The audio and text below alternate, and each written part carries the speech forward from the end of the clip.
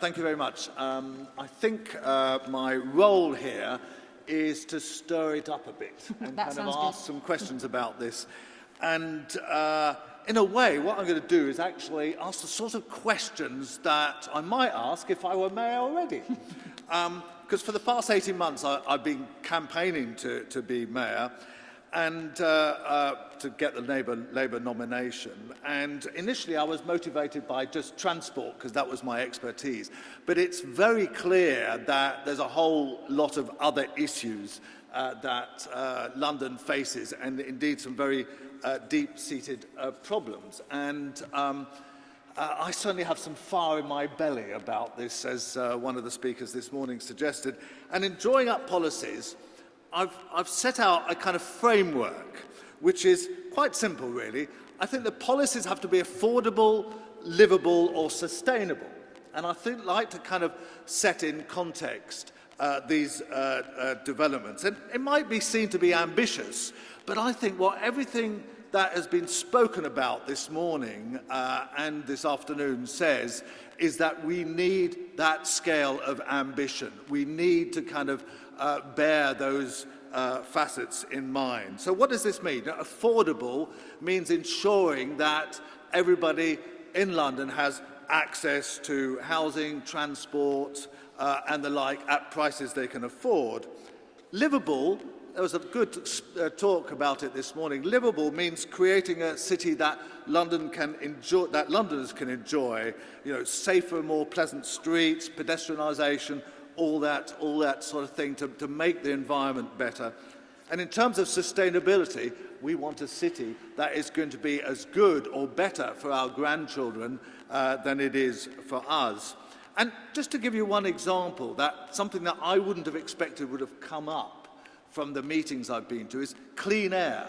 Now that's an issue that is little discussed in the newspapers, the media, even amongst politicians, but it's something that people feel very strongly about. So what about these developments in terms of these criteria? I actually went to Enfield yesterday. I went up there on my bike, and it was not easy. It was not a very easy place to cycle up to, and I went round some of that site. And I must say, it doesn't look like the pictures in the master plan at the moment. You know, it's very brownfield. There's quite a lot of employment there already, actually, in terms of kind of, jobs of the sort of industry that, London needs but does not necessarily want. And I was slightly worried about that, and maybe it's something we can address, that we're just going to get rid of those jobs. And they're very essential to those sort of slightly dirty jobs. One other thing that kind of concerned me about it was that it's a very car-oriented place. You know, it's kind of enclosed by the North Circular and a couple of other major roads, and it's, it's got a railway station in there, which of course you want to improve, but at the moment it's a fairly lousy line. It is clear that cars are the first kind of resort of people around there. So I think this development will need to kind of look very carefully at that. I was slightly worried that you're saying, there's going to be 0.7 car spaces for every development. And people in London are less and less using their cars and can sustain life without their cars. And I think developments like this ought to actually push that in the right direction, rather than with that figure suggests that most people will have cars. And indeed, it'll take about 45 minutes quicker to get to Stansted by car than it would be by train, because it's not quite on the right line and stuff. So it's not the kind of best possible located place. And I'm afraid £75 million for double tracking, from my knowledge of the rail network, it's going to cost rather a lot more. Now, of course, you shouldn't be paying that. Enfield shouldn't be paying that. The people involved shouldn't be paying that. We should all be paying that for our taxes, but it is an issue you'll be lucky to get away with 75 million. What about the 9 Elms development? Well, I have concerns there too. I mean, actually, I visited the edge of it the other day because people are concerned about Vauxhall bus garage being demolished, which seems to me kind of completely the wrong way to go. Vauxhall bus garage is actually a wonderful Arab construction with kind of wings, and it provides the sort of integrated transport you want totally, and they're thinking about demolishing it to create some shops or whatever. Bad idea. That doesn't really fit the categories I've set out.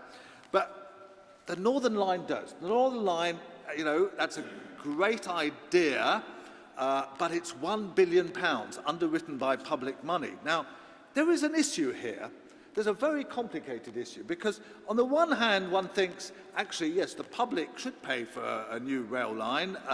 It should be underwritten by the public generally, Londoners generally, taxpayers generally. On the other hand, there is a great opportunity cost there. This is £1 billion that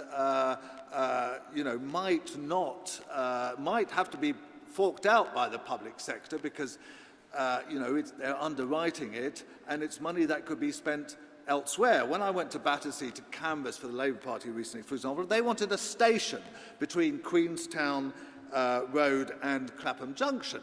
That would probably cost 1/10 of this, not probably even 1/50th of the amount that you're spending on the Northern Line. So it is a very big kind of commitment of public money, underwritten, with possibly getting it back from the private sector, but there's always a risk you won't. Is that the kind of right way to go? I mean, it's a question. And my last point I want to make on all this is about affordability. And I'm supposed to mainly talk about transport, but you have to talk about housing. And one of the things that worried me about the presentation from the GLA this afternoon, and also from your presentation, is the number of affordable houses in these schemes. I think that is just not good enough. And affordability, remember, under the present government definition, means 80% of market rent. Well, 80% of market rent for one of your two-bed houses or flats in Ealing is 300 quid, which is quite expensive. In Battersea, it would be 450 quid.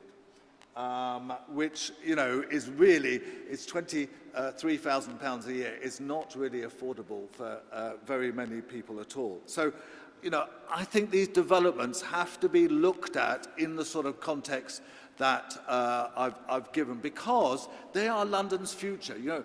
There aren't many big development sites like this. They have to be done in the right way. Once done, they can't be undone for 50 or 100 years. That is kind of fixing them in time. So I think there's questions to be asked, hard questions to be asked before one says these are great schemes. And of course, I wish them well, but I wish them well if they do give the right answers. Thank you.